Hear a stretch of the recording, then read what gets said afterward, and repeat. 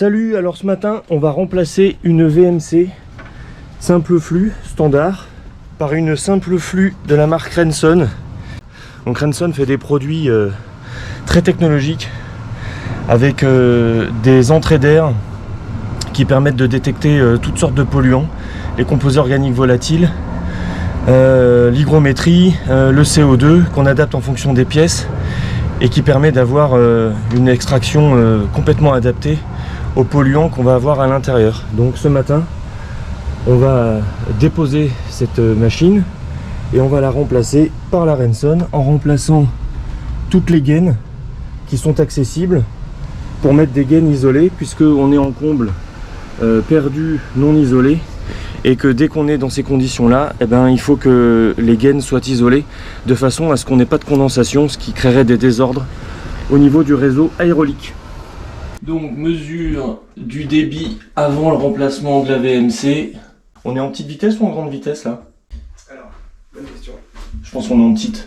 Mettez-la en grand là s'il vous plaît. On est dans un WC seul, donc on devrait avoir 15 mètres cubes heure. On a moins de 10. On va passer à la cuisine. Donc en grande vitesse, bien le coller, sinon on a des fuites. Là on est vraiment nickel. 105 mètres cubes heure.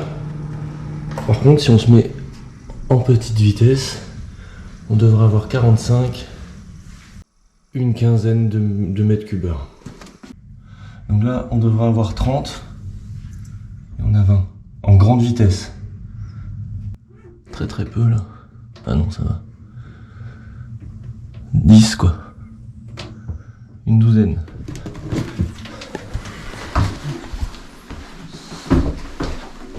Là c'est correct, on est dans un toilette.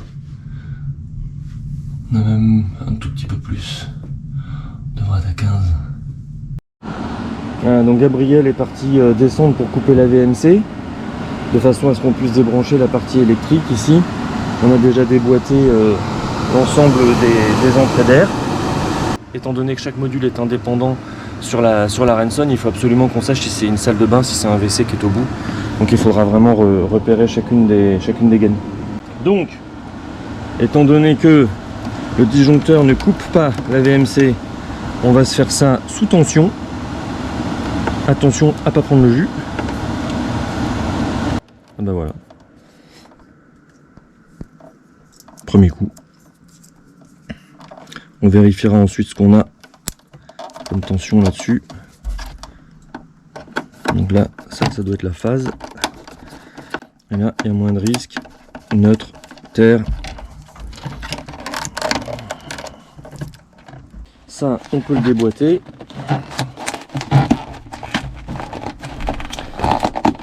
Et on va devoir changer le chapeau de toiture. Parce qu'il n'y en a pas en fait. Okay. Voilà, on va pouvoir regarder l'intérieur de la gaine. Une VMC qui est installée depuis quelques années. C'est normal. Donc là, le problème, c'est que ces tuyaux-là, ça se nettoie pas. Donc là, par exemple, si jamais c'était un entretien, bah, faut changer le tuyau. Ce qui n'est pas impossible. Zéro problème pour changer un tuyau de cette taille-là. Donc là, un phénomène assez classique aussi, c'est que on voit que la VMC n'est pas installée dans un chapeau de toiture en fait. C'est installé dans une sorte de chatière. Mais ça c'est pas bon. C'est pas comme ça qu'on fait. Donc là, on va suspendre la machine. Donc on va utiliser les systèmes Gripple. Alors, si tu peux me filer un coup de main, Gabriel. Regarde, on va passer. Tu la maintiens comme ça là. Attention, passe pas au travers. Voilà, tu la maintiens comme ça. Je pense que le mieux c'est de passer derrière. On va passer dessous là. Vas-y. Voilà. Là, on va passer là. Quand il est un peu effiloché, évidemment, il est récalcitrant. Voilà. Et une fois qu'il est rentré, il ne peut plus sortir. Par contre, on peut le régler. Ça, c'est bien. Faut être un peu équilibriste. Hein. Un grip à eau. Voilà. Et de 1. et de 2. Tac. Là tu peux lâcher. Alors, Petit balançoire. on va le laisser comme ça me paraît bien. Hein. Là on a mis toutes les bouches sur chacune des entrées en fonction de là où on doit partir. Et là maintenant on va connecter chacun des modules à la carte principale avec les câbles RJ45. Ça c'est le dongle. Donc le dongle, on va le brancher tout de suite. Non, on va pas le brancher tout de suite parce que tu sais quoi? On va taper dedans, on va arracher le câble USB. Tiens, si tu peux me tenir ça. Alors.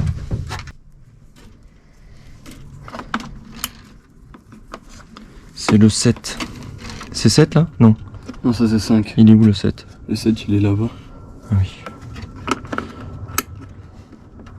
Ah, donc là on vient de tirer l'ensemble des gaines. Quand on a une bouche qui est accessible directement du plafond, eh ben, on enlève tout le système existant et on envoie directement la gaine alu pour y connecter la nouvelle plaque. Et puis quand on descend dans les étages, eh ben, on n'a pas accès à une partie du tube. Alors bon bah c'est sûr ce serait l'idéal de tout changer, mais là c'est pas possible. Donc on va le plus loin possible.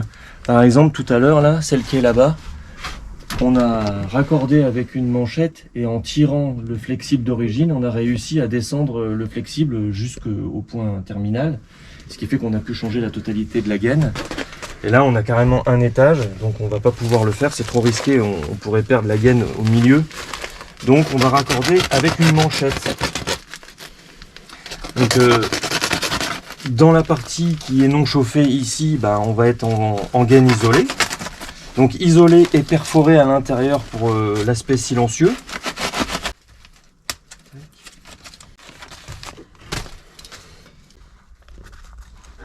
Bon, c'est pas la partie la plus marrante, hein.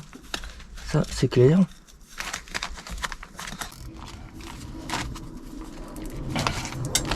Voilà.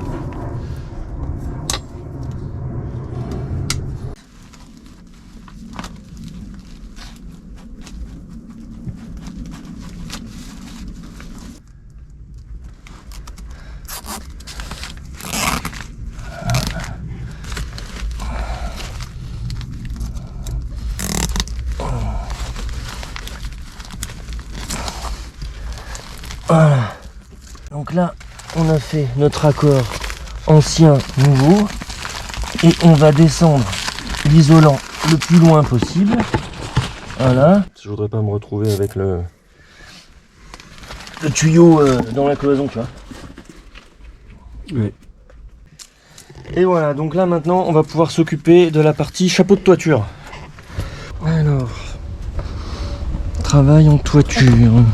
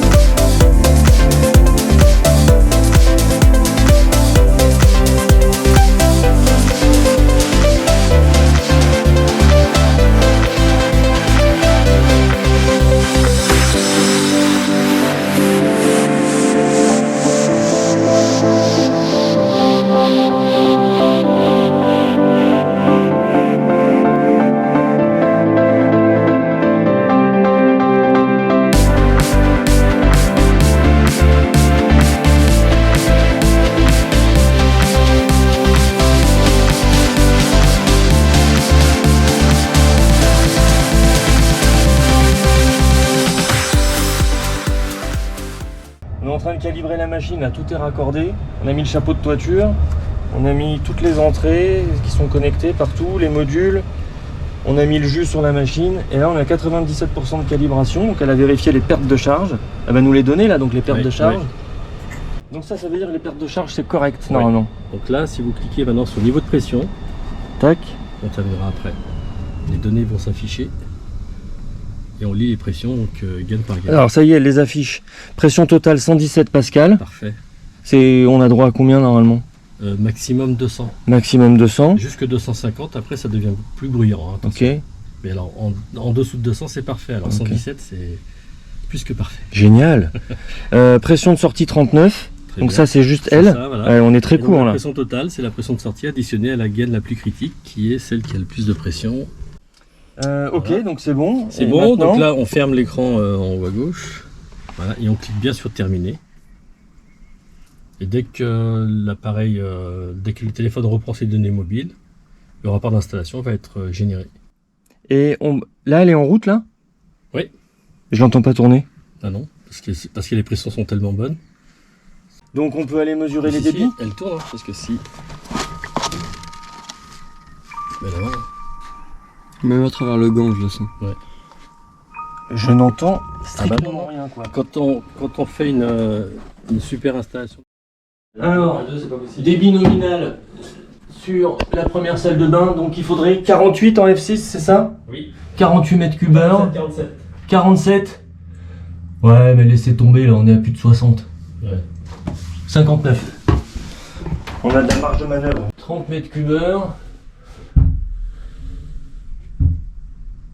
32. 31,4. Bien. Ouais. Et la cuisine?